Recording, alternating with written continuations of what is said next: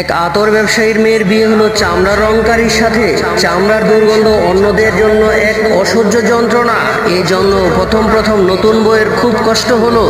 এরপর ধীরে ধীরে এই অবস্থা তার সয়ে গেল। তখন তার কাছে তেমন দুর্গন্ধ লাগে না। একদিন লোকজনের সাথে কথা হচ্ছে, কথার এক পর্যায়ে সে বলল, আগে এই বাড়িতে প্রচুর দুর্গন্ধ ছিল, কিন্তু এখন তা আর নেই। দুর্গন্ধ সব চলে গেছে। আসল কথা হলো দুর্গন্ধ দূর হয়নি, বরং সে এই দুর্গন্ধ অভ্যস্ত হয়ে গিয়েছে। এটাকে সে দুর্গন্ধ চলে গেছে বলে ধরে নিয়েছে। আমাদের অবস্থাও এমনই। আজ আমরা বিভিন্ন অযাচিত কাজে এমনভাবে অভ্যস্ত হয়ে পড়ি যে তা করা যে অনুচিত সে অনুভূতিটুকু নিঃশেষ হয়ে গেছে।